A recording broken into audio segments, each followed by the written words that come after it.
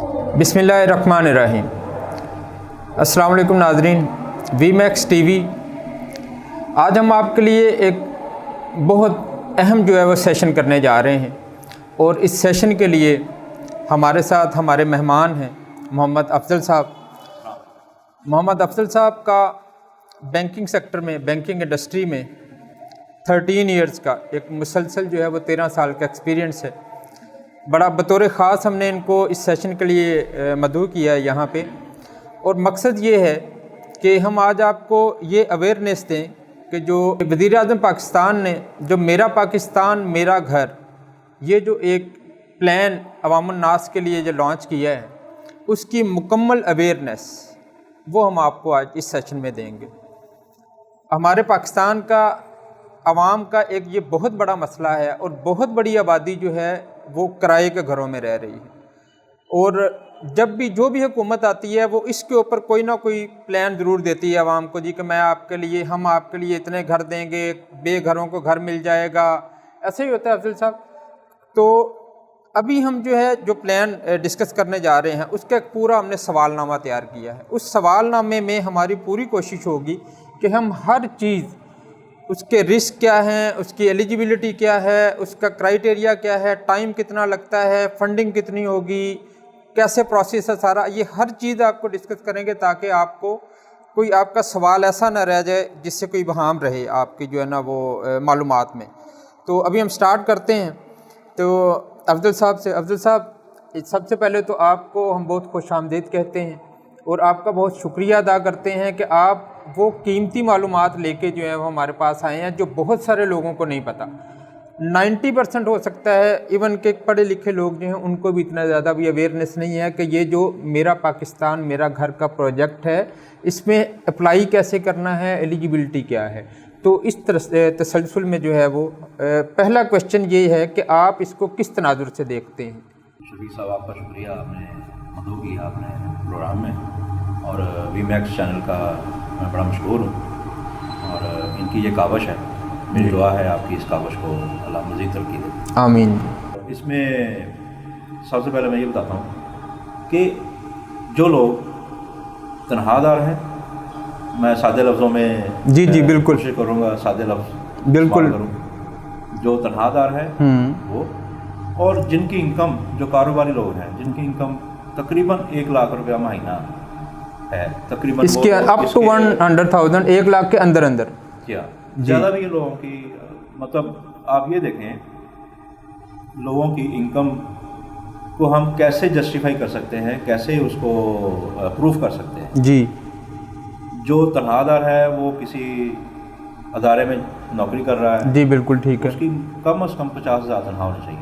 अच्छा, उसकी कम से कम 50,000 सैलरी होनी चाहिए जो वो रिसीव कर रहा हो महाना। वैसे तो गवर्नमेंट के जो बैंक्स हैं उन्होंने किसी बैंक ने 20 से 25,000 भी तनख्वाह अनाउंस की हुई है, किसी ने 30,000 भी अनाउंस की हुई है। वो हर एक का अपना अपना क्राइटेरिया है। मैं निजी बैंक की बात करता हूँ जिन्होंने अपना क्राइटेरिया दिया है। ठीक है। तो इसमें तनख्वाहदार तबका और कारोबारी हज़रात, ठीक हो गया, अपने घर नहीं है।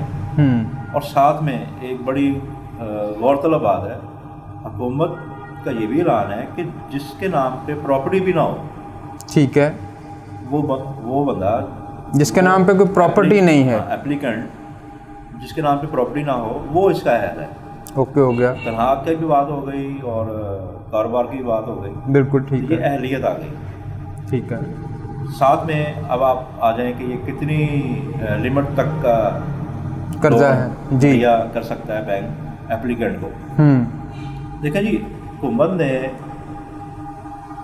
35 लाख तक की लिमिट का घर और 60 लाख तक की लिमिट का घर, वो दो कैटेगरी है। अब उसमें आके आप ये देखें कि जो 35 लाख वाला घर है उसमें 30 लाख बैंक मुहैया करेगा, ठीक है, अगर वो क्राइटेरिया में पूरा उतर रहा है दोनों तरफ से। अगर वो तनख्वाहदार है तब भी जी, अगर वो कारोबारी है तब भी, ठीक है। अब उसकी डॉक्यूमेंटेशन हुए सब मैं आपको वो भी आगे जाके बताऊंगा जी, ताकि लोगों को इस चीज़ का भी मुकम्मल, हाँ जी, कि हमें क्या क्या चाहिए हमारे पास क्या होना चाहिए, बिल्कुल ठीक ताकि है। हम बैंक को रजू कर सकें हाँ जी, और आसानी से हमें जो है उस बैंक के दिए हुए टाइम में हमें ये मुहैया हो जाए। बिल्कुल ठीक है। मैं आगे जाके बताऊँगा इसमें। Okay okay. तो शफीक साहब, इसमें मैं आपको ये बता रहा था कि जो बैंक का लिमिट है ना, वो है 35 लाख और 60 लाख। ठीक है। 35 लाख वाला जो घर है उसका 30 लाख बैंक मुहैया कर देगा और 5 लाख जो एप्लीकेंट है या बोरोवर है जी, जो कर्जदार मतलब हाँ जिसने वो कर्ज, हाँ जी कर्ज ठीक ख्वाह है जी, वो अदा करेगा। 60 लाख वाले घर का 50 लाख बैंक मुहैया करेगा जी 10 लाख कर्ज ख्वाह अदा करेगा, ठीक है, जहाँ से घर लिया जा रहा है। ठीक हो गया। तो अब इसमें थोड़ी सी एक जो है वो मेरा यहाँ पे, अब एक बंदा जो है उसके पास अब 500,000 नहीं है, 5 लाख नहीं है उसके पास, या उसके पास 10 लाख नहीं है, उसके अपने पास इतना है ही नहीं, ठीक है। तो अब ये क्या सूरत हो सकती है और ये क्या, इसकी अदायगी कैसे है? मतलब 5 लाख जो है वो एट द टाइम ऑफ जब परचेज कर रहे होंगे आपकी जो घर है तब इसको देना पड़ेगा। मैं इसमें बताता हूँ, जो कर्ज ख्वाह है जो घर खरीदना चाह रहा है, सबसे पहले उसको ये चाहिए कि वो घर ढूंढे, ठीक है, इनकम में रहते हुए। ओके, उसे पता है मैं इतनी इनकम कमा रहा हूँ, बिल्कुल ठीक है। जो तनख्वाहदार है उसे भी पता है मेरी इतनी तनख्वाह है, जो कारोबार कर रहा है, कारोबारी हजरात, उन्हें पता है। 2 क्राइटेरिया आपने बताया, 50,000 वाला और 100,000 वाला, दोनों हाँ इनकम है, हाँ जी, उसके मुताबिक वो देख लें कि वो 35 लाख वाला जो पैकेज है उसको देखना चाह रहे हैं कि 60 लाख वाला जी। अब मैं इस तरफ आता हूँ कि जिसने घर खरीदना है वो अपनी इनकम में रहते हुए घर पसंद करे, ठीक है, और उस घर के जो रजिस्ट्री वगैरह होंगी या उसके कागजात होंगे, बैंक उसको प्रोसेस करेगा, ठीक है, स्क्रूटनाइज करेगा, उसकी शफाफियत देखेगा। सही, जहाँ पे बैंक को लगे कि ये घर में मतलब ऊंच नीच है कागजों में जी, तो वहाँ पे बैंक उस प्रोसेस रोक देगा और हो सकता है उसको वापस डिक्लाइन कर दे या इनकार कर दिया जाए। ये उस सूरत में है कि अगर उसकी रजिस्ट्री या रजिस्ट्रेशन डॉक्यूमेंट्स जो हैं प्रॉपर्टी के उसमें कोई मसला होता है तो जी बिल्कुल ठीक, वो ये अगर एक जगह पे वो सही नहीं है तो कोई दूसरा देखा जा सकता है। बिल्कुल देखा जा सकता है। ऐसे यही तो आज का सेशन देखें, आज का सेशन आपने रखा इसलिए है कि लोगों को अवेयरनेस हो सके, हाँ जी, मालूमात हो सके कि यार हमने करना क्या है, बिल्कुल ठीक कैसे है, घर खरीदना है, हाँ जी। कैसे सबसे घर पहला खरीदना है। फर्स्ट स्टेप ये है, हम अभी तक 2 स्टेप जो हैं वो मेन हैं। सबसे पहले वो अपने इनकम को देखे कि कितनी है जी, उसके मुताबिक फिर वो कोई घर ढूंढे, घर देखे कि वो उसकी कितनी मालियत तक वो उसको मिल सकता है, एक उसके साथ देखे, बार्गेन करे, डील करे, उसके बाद फिर फाइनलाइज करे कि हाँ ये घर मैं अफोर्ड कर सकता हूँ। बार्गेन में आपने बात की तो बार्गेन में आगे मैं आपको थोड़ा सा अपने सुनने वालों को, अपने आवाम को ये ज़रूर बताना पसंद करूँगा कि यहाँ पे थोड़ी सी टेक्निकल एक क्यूरी आ जाती है कि एक घर पसंद किया जा रहा है 37 लाख वाला, ठीक है, मतलब एक घर का मालिक जो है वो उसे डिमांड कर रहा है 40 लाख, सही, जो घर खरीदने गया है वो उसकी आपस में जो है नेगोशिएट होती है, वो डन होता है 37 लाख का जो है वो फाइनल हो जाता है। लेने वाला देने वाला दोनों मान गए हैं 37 लाख में। ओके, अब यहाँ पे जो घर खरीदने चाह रहा है या जिसने कर्जा लेना है जी, उसको ये ज़रूर अंदाज़ा होना चाहिए कि मुझे 30 लाख मिलेगा, 30 लाख मिलेगा मुझे, बैंक ने फाइनेंस 30 लाख करना है, कितने पैसे होंगे उसको खुद वहाँ पे जहाँ से खरीदा जा रहा है उसको अदा करने।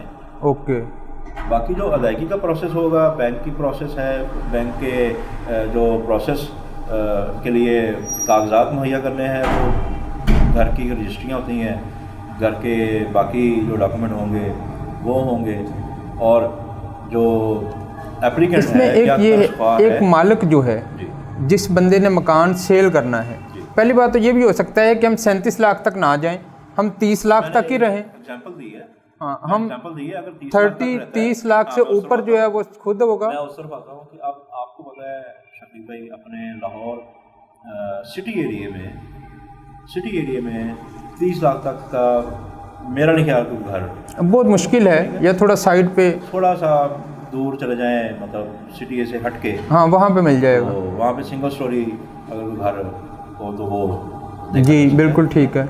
अब इसमें थोड़ी सी कवाहत यही है, ठीक है, जो बरोबर ने या कर्ज ख्वाह में थोड़ी सी मेहनत करनी है वो इसी में ही है। अब इसमें वो मेहनत कर लेगा तो उसका टाइम बच जाएगा, ठीक है। और वो चाहे मैं पहले अपनी लिमिट अप्रूव करा लूँ तो वो ऐसा नहीं होगा, पहले घर ढूंढना पड़ेगा, घर ढूंढे, क्योंकि बैंक ने देखें बैंक के पास वो क्यों गया घर लेने के लिए, हाँ तो घर होगा तो ले देगा, तो घर के कागजात भी होंगे, यानी कि ये बंदे कर्ज ख्वाह की जिम्मेदारी है कि वो घर खुद ढूंढे जी, और फिर उसके बाद उससे मालिक से वो बात भी करेगा, एक फाइनल कर लेगा ये मुझे ये 30 लाख में जी हमारा डन हो गया।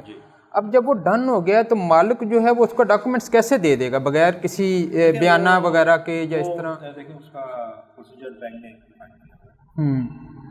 सबसे पहले तो ओरिजिनल डॉक्यूमेंट तो नहीं लिए जाते, ठीक है, कॉपीज होती है, घर की रजिस्ट्री मालिक के पास होती है ओरिजिनल, ठीक है, वो रजिस्ट्री के डॉक्यूमेंट की कॉपी सेट दे, ठीक है, वो फर्द वगैरह जो है जो भी, हाँ फर्द तो फ्रेश निकलवानी वो निकलवाना पड़ेगी, वो निकलवा लें, जो बाकी जो बैंक उसको कहे कि ये डॉक्यूमेंट आप मुहैया करें तो वो उसे फ़ोटो कॉपी लेके आए, बिल्कुल ठीक है, फ़ोटो कॉपी दे देते हैं। बंदे कर्ज ख्वाह को उस मालिक मकान को इस चीज़ के ऊपर कायल करना होगा जी कि आप मैंने ये चूँकि बैंक के थ्रू फंडिंग लेनी है तो आप बराए मेहरबानी मुझे जो है हमारा सौदा तय पा गया है तो आप जो है वो मुझे ये कागजात बराए मेहरबानी मुहैया कर दें ताकि मैं वहाँ बैंक में जमा करवा सकूँ, इसके लिए उसको कायल करना पड़ेगा।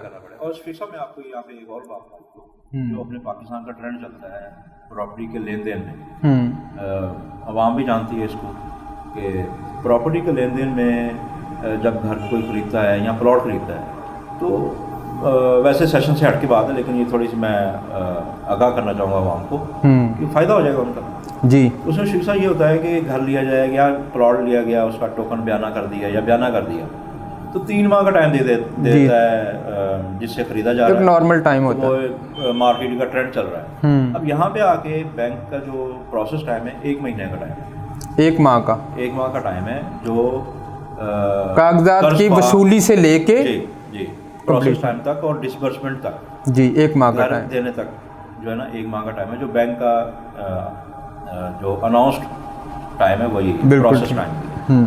अब वो 3 माह का जो वक्त है, एक तो प्रॉपर्टी सेलर जो है जो सेल कर रहा है उसके लिए वो 2 माह बच गए जी बिल्कुल, और दूसरी तरफ देखा जाए तो जो प्रॉपर्टी लोग लेते थे खरीदते थे 3 माह का टाइम आ गया, अब उसका जो रिमेनिंग है जब बकाया जात हैं वो उसके बाद पूरे भी नहीं है, वो 3 माह बाद जाके फिर उस आगे का टाइम ले लेता है, यार ये आप रख लें बाकी मैं आपको बाद में दूँगा, ऐसा भी होता है। ये भी इसमें ये भी एक सेफ्टी हो गई, जो घर बेच रहा है उसे 1 महीने के बाद पूरे पैसे मिल गए जी बिल्कुल ऐसे ही है। अब उसके बाद जब इन टाइम पैसे आएंगे तो वो आगे कोई और मतलब उस पैसे को कर सकता है, उस पैसे को आगे इन्वेस्ट कर सकता है, नेक्स्ट कोई और या जो भी ज़रूरत है उसके ऊपर कंस्ट्रक्शन कर ले, नए घर बनाना शुरू कर दे। अच्छा इसमें ये बताइएगा कि इस फाइनेंसिंग से हम प्लॉट खरीद सकते हैं?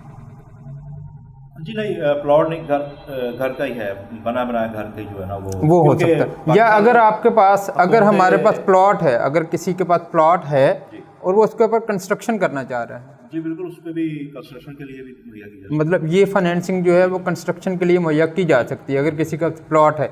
लेकिन यहाँ पे एक मसला हो जाएगा कि वो तो एक जिसके पास प्लॉट है वो तो उसके नाम पे रजिस्ट्री होगी। देखिए वो डिपेंड करता है कि किस बैंक से वो रजू कर रहा है, बैंक की जो हर एक की जो है ना वो टर्म्स एंड कंडीशन के ऊपर देखते हुए उसको आगे प्रोसेस किया जा सकता है। मैं यहाँ थोड़ा सा अपने नाज़रीन को एक चीज़ जो मेरी अंडरस्टैंडिंग बनी है अभी तक वो ये है कि हुकूमत पाकिस्तान ने तमाम जो नेशनल बैंक्स हैं, निजी बैंक हैं या जो सूबाई या कौमी बैंक हैं, इन बैंक्स को एक सर्कुलर एक इशू किया है या ऑर्डर दिया है कि पाकिस्तान की आवाम को इस शरह के ऊपर कर्ज़े घरों के लिए दिए जाएं।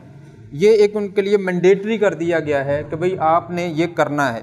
अब हर बैंक ने अपना अपना जो है वो क्राइटेरिया वज़ा किया है, एक रूल्स एंड रेगुलेशंस बनाए हैं, उसके मुताबिक उन्होंने आगे देने हैं। ये हर बैंक का मुख्तलिफ भी हो सकता है, ज़रूरी नहीं है कि ये एक जी बिल्कुल, जैसे मैंने कहा कि यार गवर्नमेंट के जो बैंक हैं उनका जो सैलरी क्राइटेरिया थोड़ा नरम है, जो निजी बैंक हैं उनका जैसे मैंने आपको कहा कि 50,000 तक, तकरीबन 50,000 तक तो मिनिमम जी, तो लोगों के सैलरी ज़्यादा भी हो सकती हैं। ठीक है। कोई ऐसा बैंक भी होगा, हो सकता है जो 25-30 हज़ार सैलरी पे भी दे रहा हो? जी, जैसे गवर्नमेंट के बैंक हैं या मतलब सूबाई बैंक हैं। बिल्कुल ठीक है।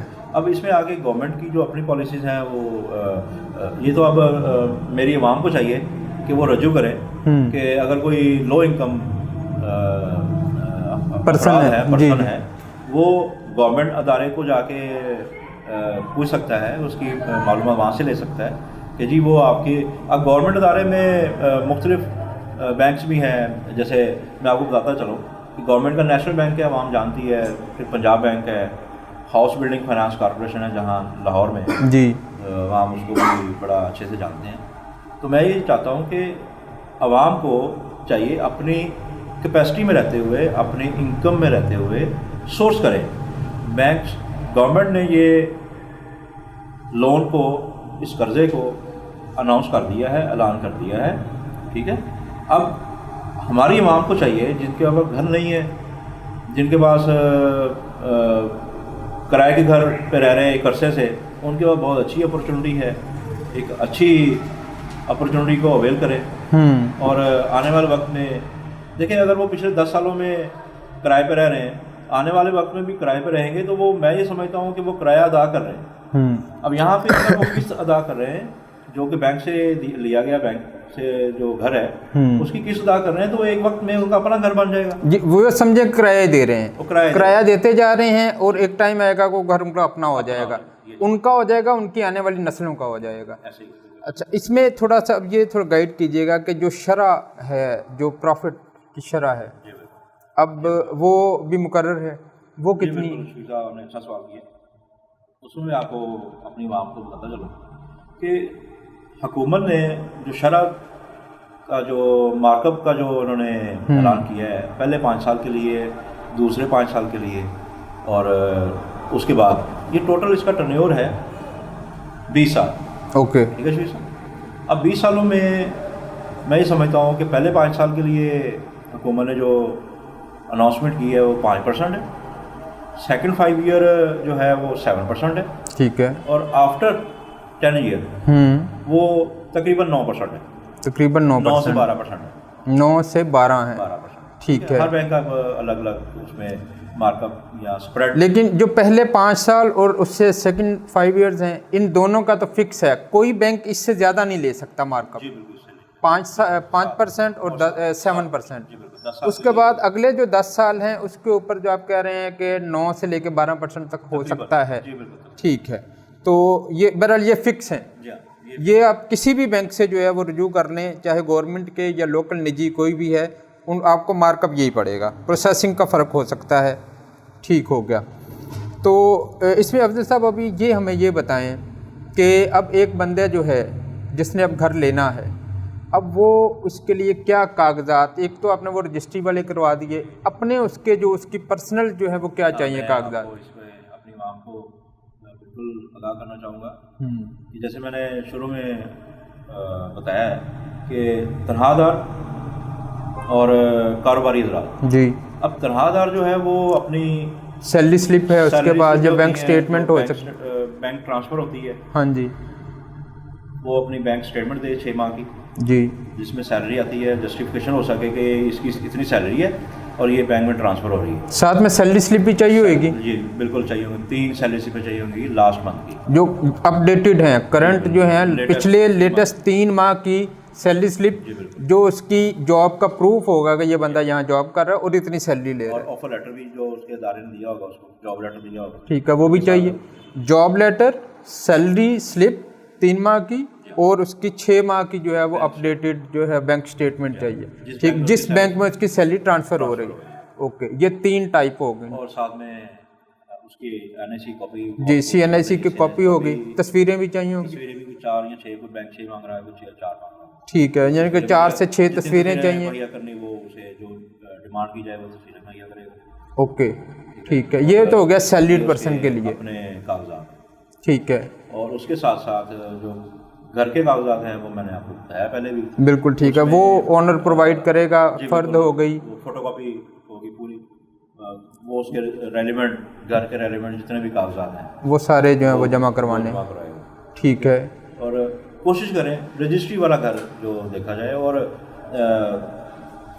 कागज़ों में कोई रोला गोला ना हो। जितना कागज़ एक्यूरेसी में होंगे उतना कम वक्त में बैंक उसको वो कर देगा, लेके दे देगा। बिल्कुल ठीक है। अगर कागज़ों में रोला गोला होगा, रोला गोला इसलिए बोल रहा हूँ लफ्ज़ के अवाम को आगा हो सके कि कागज़ों, क्योंकि अवाम पिछले 70 साल से पटवारियों के कब्जे में है, तो बहुत सारे मसाइल हो सकते हैं। अच्छा, एक चीज़ ये बताइएगा कि ये जो हाउसिंग सोसाइटीज़ हैं उनकी जो फाइल सिस्टम है, अगर इस तरह को घर पसंद कर लिया जाता है। नहीं सर, मैं शफीक साहब, मैं उस तरफ मैं जितनी आवाम को मालूमात एक्यूरेसी में दे रहा हूँ ना, वो यही है, वो फाइल सिस्टम और वो प्रॉपर्टी, मैं इस तरफ नहीं आ रहा। सॉरी, नहीं, देखिए आपकी बात ठीक है, लेकिन क्या एक्सेप्टेबल हैं कि नहीं हैं? देखिए, बड़ी सीधी सी बात है कि बैंक डॉक्यूमेंट को एक्सेप्ट उसी को करेगा जिसका ऑनर मौजूद है और घर भी मौजूद है, और डायरेक्ट मालिक से बात हो रही है। डायरेक्ट मालिक से बात हो रही है। और जब फाइल सिस्टम भी तो एक लीगल डॉक्यूमेंट है। फाइल मैं समझता हूँ अप्रूव्ड जो है LDA से, TMA से अप्रूव्ड अगर सोसाइटी हो तो उसकी फाइल एक बड़ी वैलिड। देखिए, उसकी मैं आपको बताता हूँ कि जितनी भी कोऑपरेटिव सोसाइटीज़ हैं वहाँ पे ये फाइल सिस्टम चलता है। मैं समझता हूँ फाइल सिस्टम। मैं ये सब जानता हूँ कि अब मेरा नहीं ख्याल कि कोऑपरेटिव सोसाइटी में 60 लाख तक का घर होगा। अब आप इस तरफ आ जाए, या 30 लाख तक का घर होगा।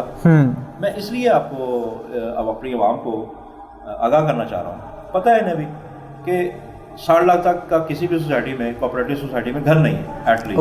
ओके हाँ, इस पॉइंट ऑफ व्यू से कहा जा सकता है। तो प्रेफरेंस यही है कि आप ऐसा घर ढूंढे जो रजिस्ट्री वाला हो। रजिस्ट्री वाला हो। देखिए, अगर आपने सोसाइटी में भी पसंद करना है, उसमें कोई कबाहत नहीं है, वहाँ पे आपकी अपनी कंट्रीब्यूशन है। आप करोड़ रुपए वाला घर पसंद कर लें, हाँ, ऊपर वाले आप खुद दे दें। ये तो डिपेंड करता है बोरोवर पे। जी साहब, बिल्कुल ठीक है। अच्छा, आपने सैलरीड पर्सन के डॉक्यूमेंट्स बता दिए, बिजनेसमैन जो है जो उसके क्या? जी बिल्कुल, उसके लिए भी यही है कि वो अपनी 6 माह की बैंक स्टेटमेंट मुहैया करेगा और साथ में 6 माह या 1 साल की, जी, जो जिस बैंक की अपनी रिक्वायरमेंट है। ठीक है। तो साथ में अकाउंट मेंटेनेंस लेटर जो बैंक से वहाँ पे चला रहा है, अकाउंट मेंटेनेंस लेटर जो है वो साल लगाएगा, बैंक से ले लेगा। NSE कॉपी है, साथ में 4 या 6 तस्वीरें हैं। ठीक है। और ये उसकी अपनी, ये उसके डॉक्यूमेंट्स ये चाहिए का होना। अच्छा, उसके टैक्स पेयर होना चाहिए, एंटीएन का होना चाहिए। अच्छा, ये एक बड़ा अहम चीज़ है अभी सामने जो आई है कि टैक्स पेयर होना चाहिए। अब हमारी तो आवाम बहुत सारी 90% ही बल्कि जो है टैक्स पेयर नहीं है। सर, मैं उससे बात हूँ कि अब आप टैक्स में गवर्नमेंट का यही तो मेन विजन है कि जितने डॉक्यूमेंट में एक्यूरेसी होगी, या अगर एक बंदा जो टैक्स पेयर होगा वो वही मुल्क का खैरख्वाह है। जो टैक्स बचा रहा है वो खैरख्वाह तो नहीं है। देखिए, वो तो अभी बात आपकी ठीक है, हम अभी की बात कर रहे हैं। एक बंदा है वो टैक्स पेयर नहीं है, उसको घर चाहिए, वो किरायादार है, अब उसको तो चाहिए ना। मैं इसमें आता हूँ, डिपेंड करता है बैंक के रिक्वायरमेंट पे, ठीक है, बैंक उसको फ्लेक्सिबल कर दे या नहीं। अच्छा नाजरीन, एक चीज़ जो है वो जहन में रखें, हम ये जो अभी फाइलर वाला जो क्वेश्चन आया है, एक बड़ा अहम पॉइंट है कि क्या हम इस अगर फाइलर नहीं है तो हो सकता है कि हमारी एप्लीकेशन जो है वो रिफ्यूज़ हो जाए।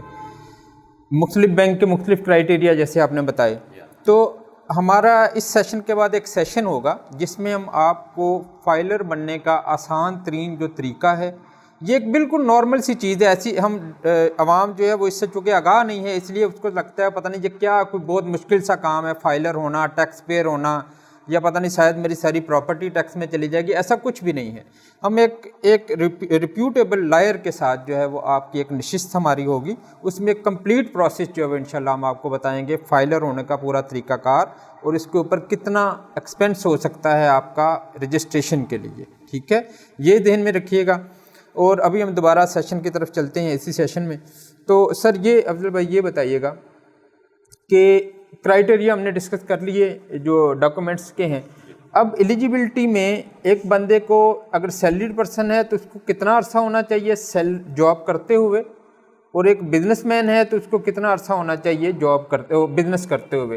इसमें जो है जो सैलरी क्लास है और बिजनेस क्लास है उसको जो है अपने डॉक्यूमेंटेशन में जो है वो पहले मैं आगाह कर चुका हूँ जी कि जैसे बैंक स्टेटमेंट है और सैलरी क्लास जो है वो अपनी स्टेटमेंट के साथ साथ ठीक है सैलरी स्लिप के साथ अटैच करें। बिजनेस टेन्योर जो है वो कितना रिक्वायर्ड होगा? उसमें हर बैंक का अलग अलग है।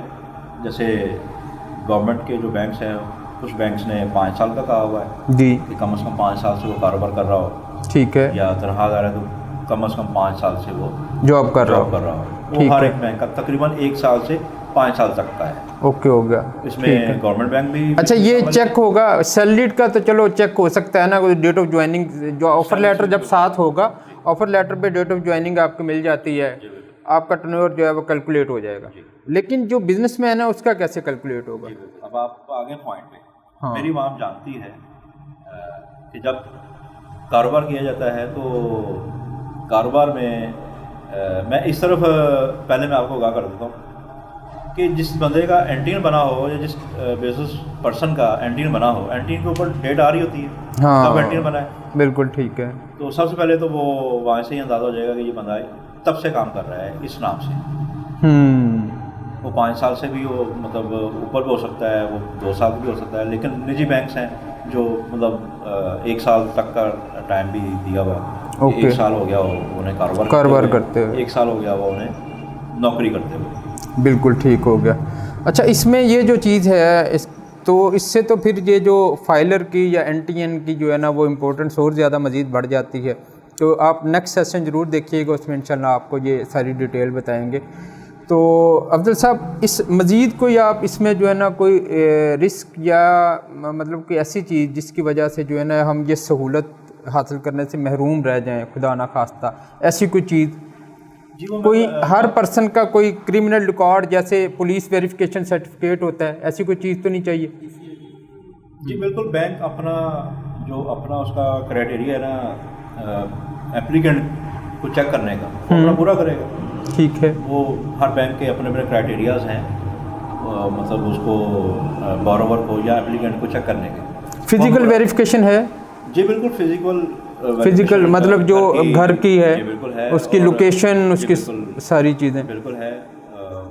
उसके साथ साथ जो बोरोवर है उससे पहले तो वो रेंट पे रह रहा है ना, तो वहाँ की भी फिजिकल वेरिफिकेशन है, कुछ को रेफरेंसेस भी डिमांड किए जाएंगे। अच्छा एक यहाँ पे एक आप किसी बात से एक और क्वेश्चन जो है वो रेज हो रहा है कि एक पर्सन है, सैलरीड पर्सन है या सेल्फ बिजनेस कर रहा है, वो अपने पेरेंट्स के साथ रह रहा है, वो एक जॉइंट फैमिली सिस्टम का एक घर है जिसके अंदर पूरी फैमिली के मेंबर्स रह रहे हैं।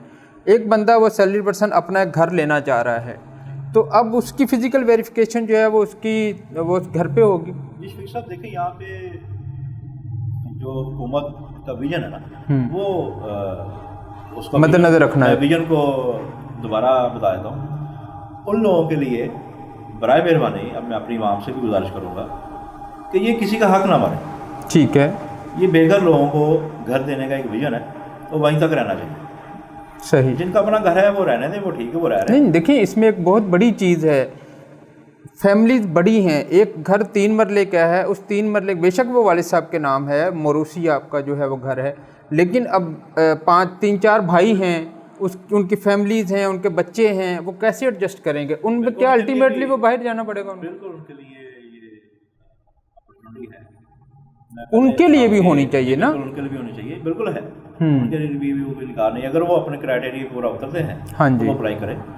फर्स्ट प्रेफरेंस ये है कि जो रेंटेड पीपल हैं उनके लिए है, वो अप्लाई करें, फर्स्ट प्रेफरेंस पे उनको एक्सेप्ट किया जाएगा।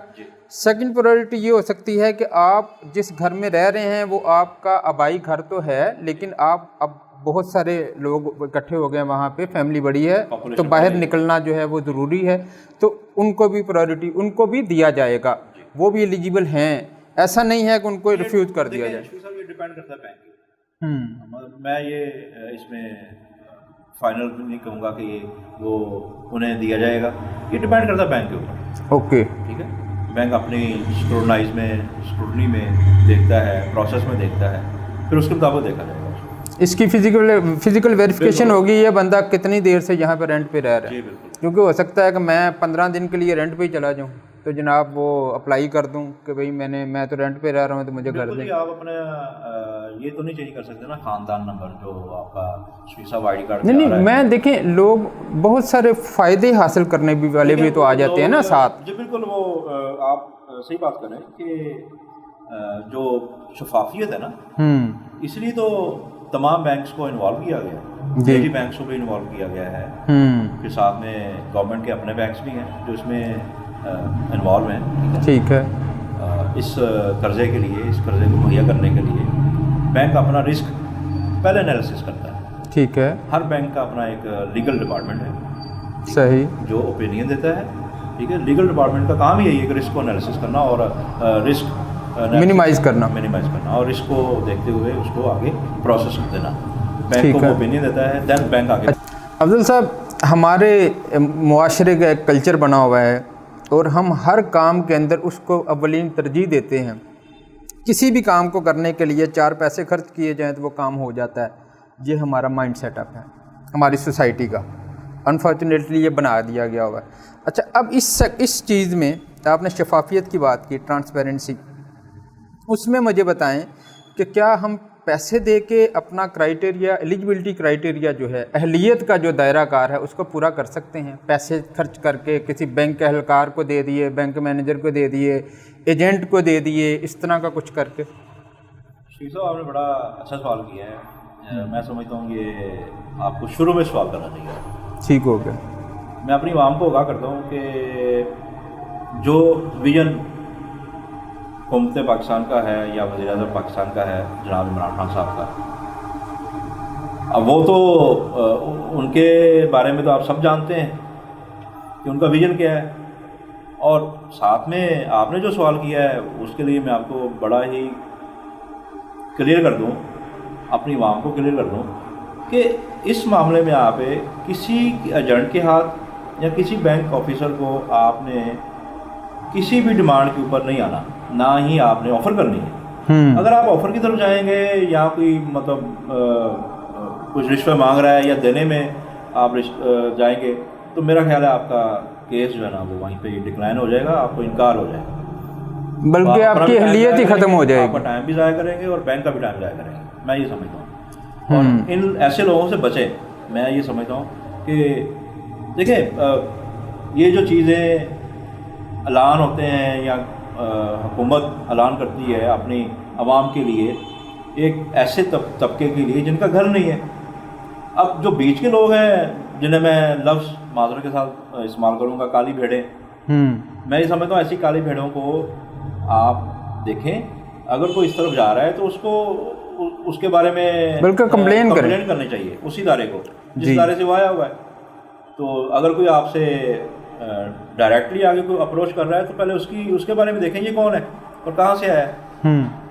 बिल्कुल ठीक है। देखें, अफजल भाई ये कह रहे हैं कि आप जो है अगर खुदा ना खास्ता ऐसा कोई आपको मतलब किसी को रिश्वत देने का को मांगता है या आपको देना मजबूरी बन रही है तो आप बजाय उसको पैसे दें, आप उसी इदारे को कंप्लेन करें कि जनाब मेरा ये एलिजिबिलिटी क्राइटेरिया पूरा है, सब कुछ ठीक है, लेकिन ये मुझसे पैसे मांग रहे हैं।